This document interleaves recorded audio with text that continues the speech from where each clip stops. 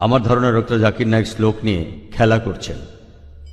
উনি শুধু শ্লোক নিয়ে খেলা করছেন। ইসলাম এই পৃথিবীর মানুষকে ভাগ করেছে দুই ভাগে, একটা হলো মুমিন আর একটা হলো কাফের। অবশ্যই আমরা ইসলাম ধর্মের এই কথাগুলো বিশ্বাস করি না, মানতেও পারি না।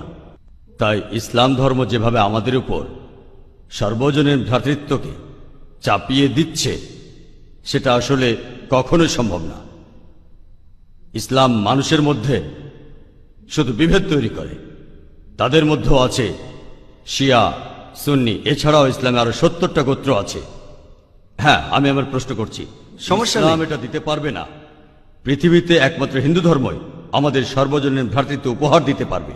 এক্কাম সত্তা বিপ্র বহুদা ভেদান্তি, একটু আগে আপনি বললেন। ইসলাম এটা কোনোভাবেই মানে না। গরু হত্যা করছে, কাফির হত্যা করছে, তাদের সম্পত্তি কেড়ে নিচ্ছে, লুট, নারী নির্যাতন। ইসলামই বলে ভ্রাতৃত্ব, তাহলে কিভাবে আসবে? আপনার মুখে ভ্রাতৃত্বের কথা আসলে শুধু শ্লোক নিয়ে খেলা করা। আপনি আসলে হিন্দু ধর্ম বলতে গিয়ে ইসলাম ধর্ম বলে ফেলেছেন। ভাই, আপনি বেশ কিছু মন্তব্য করেছেন। আর ইসলাম বলে ইন্নাল্লাহ মা'আস সাবিরিন, নিশ্চয়ই আল্লাহ তাদের সঙ্গে আছেন যারা ধৈর্যশীল। ভ্রাতৃত্ব বজায় রাখতে গেলে আপনাকে ধৈর্যশীল হতে হবে। ধৈর্যশীল যদি আমরা না হই, তাহলে ভাইয়ের সাথে ভাইয়ের যুদ্ধ লেগে যাবে। ইসলাম বলছে সূরা আল বাকারার 153 নম্বর আয়াতে আছে, ইন্নাল্লাহ মা'আস সাবিরিন, নিশ্চয়ই আল্লাহ ধৈর্যশীলদের সঙ্গে আছেন। আর ভ্রাতৃত্ব বজায় রাখতে চাইলে ধৈর্যশীল হতে হবে। আর আমি এখানে উপস্থিত গুরুজনদের শ্রদ্ধা করি। তিনি হয়তো হিন্দু ধর্ম সম্পর্কে ভালো জানেন, তবে দুঃখিত যে আমি তার সঙ্গে একমত নই। ইসলাম সম্পর্কে তার জ্ঞান কিছুটা কম। আর ওনার সাথে আমি একমত যে ইসলাম ধর্মে মানুষকে দুই ভাগে ভাগ করা হয়। একটা হলো যারা বিশ্বাসী মুমিন, আরেক দল হলো কাফির, উনি যেভাবে বললেন। আর প্রত্যেক ধর্মেই দুই প্রকার মানুষ আছে, এমনকি হিন্দু ধর্মেও হিন্দু আর অহিন্দু। খ্রিস্টান ধর্মে খ্রিস্টান আর অখ্রিস্টান। ইহুদি ধর্মে ইহুদি আর নন ইহুদি। ইসলামে মুসলমান আর অমুসলমান। তাহলে ইসলাম আলাদা হলো কি করে? আর আমি এখানে হিন্দু ধর্মের সমালোচনা করব না, আমি সমালোচনা করব না। কিন্তু আজকের এই লেকচারে আমি হিন্দু ধর্ম নিয়ে কথা বলবো, কারণ আমি বিভিন্ন ধর্মের একজন ছাত্র হিসাবে আমি বেদ পড়েছি, আমি উপনিষদ পড়েছি। তবে এখানে ছোট্ট একটা মন্তব্য করি। হিন্দু ধর্মগ্রন্থ বেদে আছে যে এই মানুষ জাতি সৃষ্টি হয়েছে সর্বশক্তিমান ঈশ্বরের 4টে অংশ থেকে। তার মাথা থেকে এসেছে ব্রাহ্মণ, বুক থেকে এসেছে ক্ষত্রিয়, আর উরু থেকে বৈশ্যরা ব্যবসায়ী জাত, আর পা থেকে শূদ্ররা বর্ণপ্রথা। আমি এটা নিয়ে মন্তব্য করতে আসিনি, আমি এটা চাই না। আমি চাই না হিন্দু ভাইদের মনে আঘাত দিতে। ইসলাম ধর্ম এটার অনুমতি দেয় না। আমি এসব নিয়ে মন্তব্য করছি না, কোনো ধর্মের সমালোচনা করছি না, আমি কারো সমালোচনা করছি না। আমি কথা বলছি না যে কোনো ধর্ম ভুল। তবে আপনি যদি ভালোভাবে বেদ পড়ে থাকেন, আপনি এখানে সবাইকে বলতে পারেন বেদ কথা বলে কিনা যে স্রষ্টার মাথা থেকে ব্রাহ্মণ এসেছে, তার বুক থেকে ক্ষত্রিয়রা এসেছে, উরু থেকে এসেছে বৈশ্যরা ব্যবসায়ী জাত, বিদ্বান গোত্র, যোদ্ধা গোত্র, ব্যবসায়ী গোত্র, শূদ্র। শূদ্ররা হলো সবচেয়ে নিম্নবর্ণ। আর ডক্টর আম্বেদকর এটা নিয়ে বই লিখেছেন। আমি সব খুলে বলছি না। হিন্দু ধর্ম আমি ভালোভাবে পড়েছি। আমি হিন্দু ধর্মের অনেক কিছু শ্রদ্ধা করি, বেশ কিছুর ব্যাপারে একমত নয়, এটা আমাকে আপনি বলতে বাধ্য করলেন। পবিত্র কোরআনে সূরা আনামের 108 নম্বর আয়াতে আছে, তাহাদিগকে গালি দিও না আল্লাহকে ছাড়িয়ে তাহারা যাহাদিগকে ডাকে, কেননা অজ্ঞানতাবশত তাহারা গালি দিবে আল্লাহ সুবহানাহু ওয়া তাআলাকে। এখানে আমি হিন্দু ধর্মের ভালো দিকগুলো নিয়ে বলেছি। কথাটা হলো তারা এক ঈশ্বরের ধারণায় বিশ্বাস করে। আপনার প্রশ্নের ব্যাপারে বলি যে আপনি বলেছেন মুসলিমরা তারা মানুষ খুন করে, এছাড়াও তারা হত্যা করে। আপনি বললেন গরু, ঠিক আপনি কথা বলেছেন। এই সবগুলো অভিযোগের উত্তর দেওয়া দরকার, সময় এখানে কম, কয়েকটার উত্তর দিচ্ছি। অন্য কেউ প্রশ্ন করেন, আপনাদের সবার ভুল ধারণাগুলো আমি ভেঙে দেব, আমারও ভালো লাগবে। আর ভুল ধারণাগুলো ভাঙিয়ে দিলেই তারা ইসলামকে ভালোভাবে বুঝতে পারবে। এজন্য আমার লেকচারে সবসময় একটা প্রশ্নোত্তর পর্ব থাকে। আর আমরাও বলি, যখন কেউ সমালোচনা করে আমারও ভালো লাগে। যত বেশি সমালোচনা হবে তত বেশি বোঝাতে পারবো, তত ভালো করে ইসলামকে বুঝতে পারবেন। আমি সেটাই করি। ইসলামও বলে সত্যকে ছড়িয়ে দিতে। হিকমার সাথে পবিত্র কোরআনে সূরা নেহালের 125 নম্বর আয়াতে আছে, উদু ইলা সাবিলি রাব্বিকা বিল হিকমা ওয়াল মাউযিতিল হাসনা ওয়াজাদিলুম বিল্লাতি আহসান। মানুষকে প্রতিপালকের পথে আহ্বান করো হিকমত আর সদুপদেশ দ্বারা। আর উহাদের সহিত তর্ক করিবে সবচেয়ে উত্তম পন্থায়। যখন বলা হয় আমরা আমিষ খেতে পারবো কিনা, গরু ছাগল কোরবানি দেয় ইত্যাদি, আর অনেক অমুসলিমই বলবে মুসলমান আপনারা সবাই নিষ্ঠুর মানুষ, প্রাণী হত্যা করেন। ভাই আপনাদের আমি বলি, একজন মুসলমান খুব ভালো মুসলমান হতে পারে, এমনকি যদি সে পুরোপুরি ভেজিটেরিয়ান হয়। এটা বলা হয়নি যে আপনাকে অবশ্যই ভেজিটেরিয়ান হতে হবে ভালো মুসলিম হতে গেলে, কিন্তু পবিত্র কোরআনে অনেকবারই বলা হয়েছে যখন তুমি মাংস খেতে পারো তখন মাংস খাবে না কেন। পবিত্র কোরআনে সূরা মাইদার 1 নম্বর আয়াতে উল্লেখ আছে, বলা হয়েছে যে ইয়া আইয়ুহাল্লাযিনা আমানু, হে মুমিনগণ তোমাদের অঙ্গীকার পূর্ণ করিবে, আর তোমাদের জন্য কিছু চতুষ্পদ প্রাণীকে হালাল করা হইয়াছে আর কিছু প্রাণী হারাম। পবিত্র কোরআনে সূরা নাহলের 5 নম্বর আয়াতে উল্লেখ আছে যে আল্লাহ চতুষ্পদ জন্তু সৃষ্টি করিয়াছেন যাহাতে তোমরা শীত নিবারণ করিতে পারো, এবং উহাতে বহু উপকার রহিয়াছে এবং উহা হইতে তোমরা আহার করিয়া থাকো। পবিত্র কোরআনে সূরা মুমিনুনের 21 নম্বর আয়াতে উল্লেখ আছে তোমরা চতুষ্পদের মাংস আহার করতে পারো। আমরা জানি যে আমিষে, এখানে অনেক ডাক্তার আছেন, আমিও একজন মেডিকেল ডাক্তার, এতে অনেক প্রোটিন আছে, প্রচুর আয়রন আছে, আর এগুলো খুবই সুস্বাদু। আর এইসব আমিষ জাতীয় খাবারে আপনি যে প্রোটিন পাবেন, এই পরিমাণ প্রোটিন আর কোথাও পাবেন না, আপনি পাবেন না। নিরামিষের মধ্যে সয়াবিনে আপনি সবচেয়ে বেশি প্রোটিন পাবেন, সেটাও আমিষের প্রোটিনের চেয়ে অনেক কম। আর এবার আমি গরু হত্যা নিয়ে কিছু কথা বলি। যদি হিন্দু ধর্মগ্রন্থগুলো পড়েন, আমি এখানে কোন ধর্মের সমালোচনা করছি না, ভাই একটা প্রশ্ন করেছেন তাই আমাকে সত্য কথাটা বলতে হবে। হিন্দু ধর্মে আমিষ খাওয়ার অনুমতি দেওয়া হয়েছে।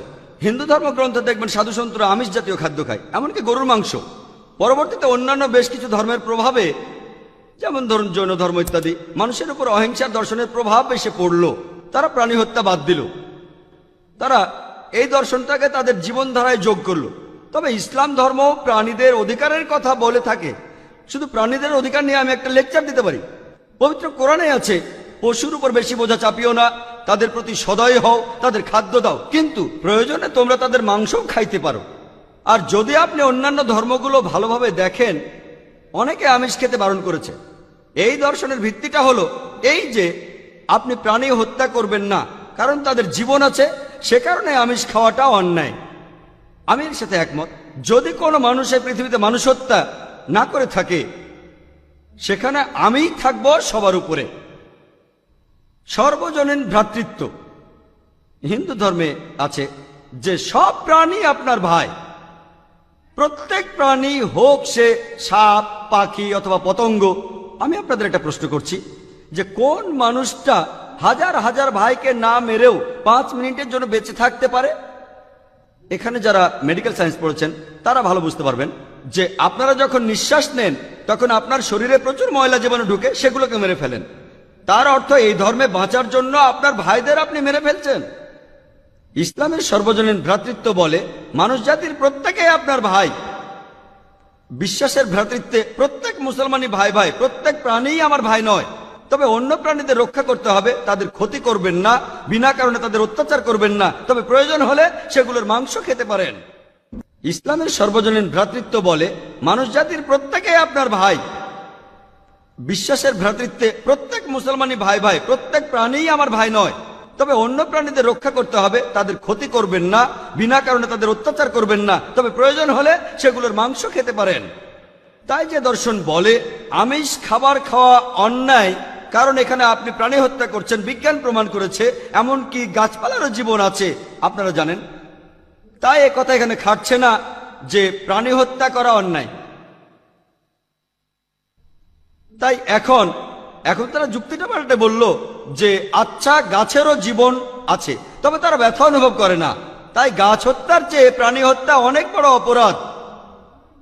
আর আজকের দিনে বিজ্ঞান উন্নত হয়েছে, আমরা জানি গাছও ব্যথা অনুভব করে, এমনকি গাছও কাঁদতে পারে, গাছেরও ভালো লাগতে পারে। তাই গাছ ব্যথা অনুভব করে না, এটা টিকলো না। এখানে ব্যাপারটা হলো যে গাছের কান্না মানুষ শুনতে পায় না, কারণ মানুষ কানে যে শব্দ শোনে সেটা সীমা 20 সাইকেল পার সেকেন্ড থেকে 20,000 সাইকেল পার সেকেন্ড। এই সীমার মধ্যে কিছু হলে মানুষ সেটা শুনতে পায়, এই সীমার নিচে বা উপরে মানুষ কিছু শুনতে পায় না। যেমন ধরুন কেউ যদি ডগ হুইসেল বাজায়, ডগ হুইসেল চেনেন, যেটাকে বলে সাইলেন্ট ডগ হুইসেল। যখন কেউ এই হুইসেল বাজায়, এটা সীমা হচ্ছে 20,000 সাইকেল পার সেকেন্ডের উপরে, 40,000 সাইকেল পার সেকেন্ডের নিচে। কুকুর 40,000 সাইকেল পার সেকেন্ড পর্যন্ত শুনতে পায়। তাই কেউ যদি হুইসেল বাজায়, কুকুর হুইসেলটা শুনতে পারে কিন্তু মানুষ শুনতে পায় না। এটাকে বলা হয় সাইলেন্ট ডগ হুইসেল। একইভাবে গাছপালার যে কান্নাকাটি আমরা মানুষরা কিছুই শুনতে পাই না, তবে গাছও কাঁদে, তারাও ব্যথা অনুভব করে। আমাদের একজন ভাই বললেন, যিনি বিষয়টা নিয়ে বেশ তর্ক করছিলেন, আর আমাকে বললেন, ভাই জাকির, আপনার কথা আমি মেনে নিলাম যে গাছপালারও জীবন আছে, তারাও ব্যথা অনুভব করে, তবে আপনি কি জানেন যে গাছের দুটো ইন্দ্রিয় কম আছে, তাদের 3টা ইন্দ্রিয় আছে, পশু পাখির ইন্দ্রিয় আছে 5টি। তাই গাছপালা হত্যার চেয়ে পশু হত্যা করা অনেক বড় অন্যায়। আমি তাকে বললাম যে ভাই, ধরুন আপনার একজন ছোট ভাই আছে, সে ছোটবেলা থেকে বোবা আর কালা, দুটো ইন্দ্রিয় কম। সে বড় হওয়ার পরে কেউ একজন তাকে খুন করে ফেললো, আপনি কি বিচারককে বলবেন, ও মাই লর্ড, এই খুনিকে কম শাস্তি দিন কারণ আমার ভাইয়ের দুটো ইন্দ্রিয় কম ছিল? এই কথাই বলবেন? আপনি বলবেন, ও মাই লর্ড, তাকে দ্বিগুণ শাস্তি দিন কারণ সে একজন নিষ্পাপ মানুষকে হত্যা করেছে। তাই ইসলামে এটা কোনো যুক্তি নয় যে 2 বা 3টা ইন্দ্রিয়। পবিত্র কোরআনে সূরা বাকারার 168 নম্বর আয়াতে আছে, যে বৈধ খাদ্যবস্তু আছে তাহা তোমরা আহার করো। তার অর্থ যেগুলো বৈধ আর হালাল খাবার সেগুলো খেতে পারো। আর এ কারণে আপনারা দেখতে পাবেন যে গবাদি পশু, আল্লাহ সুবহানাহু ওয়া তাআলার ইচ্ছায় গবাদি পশু বংশ বিস্তার করে বেশ তাড়াতাড়ি, মানুষ এবং অন্যান্য পশুর তুলনায় বেশ তাড়াতাড়ি দ্রুত বংশ বিস্তার করে। যদি আপনার কথা মেনে নেই যে মানুষ কোনো গবাদি পশু খাবে না, তাহলে পৃথিবীতে গবাদি পশুর পরিমাণ অনেক বেড়ে যাবে, অনেক বাড়বে। আর বললেন গরু হত্যা করা, এ নিয়ে বই লিখেছেন মাওলানা আব্দুল করিম পারেক। গো হত্যা, গরু কোরবানি কে জন্য দায়ী? যদি ভালোভাবে দেখেন, যারা চামড়া নিয়ে ব্যবসা করে, গরুর চামড়া, মুসলিম অমুসলিম উভয়ই আছে, চামড়া, গরুর চামড়া, তারা এটা করে। তাই এটা থেকে যারা উপকার পাচ্ছে এই গোহত্যা থেকে, তাদের মধ্যে মুসলিমদের চেয়ে অমুসলিমরাই বেশি। তাই যদি ইতিহাস ভালোভাবে জানেন আর যুক্তিও ভালোভাবে বোঝেন, আমরা জানি আল্লাহ বলেছেন যে বৈধ খাদ্যবস্তু আছে তাহা তোমরা আহার করো, যদি এটা খান এতে কোনো সমস্যা নেই। এছাড়াও যদি ভালোভাবে দেখেন, তৃণভোজী প্রাণীর দাঁতগুলো যদি দেখেন, গরু, ছাগল, ভেড়া, তারা শুধু শাকসবজি খায়, তাদের দাঁতগুলো সব সমান। যদি আপনারা মাংসাশী প্রাণীর দাঁতগুলো ভালোভাবে খেয়াল করেন, সিংহ, বাঘ, চিতাবাঘ, তাদের দাঁতগুলো খুব সুচালো, তারা শুধু মাছ মাংস খায়। যদি আপনি মানুষের দাঁত দেখেন, আয়নায় আপনার নিজের দাঁত দেখতে পারেন, আমাদের সুচালো দাঁত আছে, সমান দাঁতও আছে। যদি সর্বশক্তিমান ঈশ্বর আমাদের শুধু নিরামিষই খেতে বলতেন, তাহলে আমাদের সুচালো দাঁত দিলেন কেন? কেন? আমিষ খাওয়ার জন্য। যদি আপনারা তৃণভোজী প্রাণীদের পরিপাকতন্ত্র ভালোভাবে খেয়াল করেন, গরু, ছাগল, ভেড়া, তাদের পরিপাকতন্ত্র শুধু নিরামিষই হজম করতে পারে। মাংসাশী প্রাণীগুলোর পরিপাকতন্ত্র, বাঘ, সিংহ, চিতাবাঘ, তারা শুধুমাত্র আমিষ হজম করতে পারে। আর আমাদের মানুষের পরিপাকতন্ত্র আমিষ নিরামিষ দুটোই হজম করতে পারে। যদি সর্বশক্তিমান ঈশ্বর আমাদের শুধু নিরামিষই খেতে বলতেন, তাহলে কেন এমন পরিপাকতন্ত্র দিলেন যেটা আমিষ নিরামিষ দুটোই হজম করতে পারে? তাই বিজ্ঞান নিয়ে যদি পরীক্ষা করেন, সৃষ্টিকর্তা আমাদের আমিষ নিরামিষ দুটোই খাওয়ার অনুমতি দিয়েছেন। আশা করি উত্তরটা পেয়েছেন। যদি আপনার অন্য কোনো প্রশ্ন, কোনো ভুল ধারণা থাকে, আমি আনন্দের সাথে তার উত্তর দেব। একবারে একটা ধারণা বলবেন যাতে আমি তা দূর করার সময় পাই। আপনাকে ধন্যবাদ।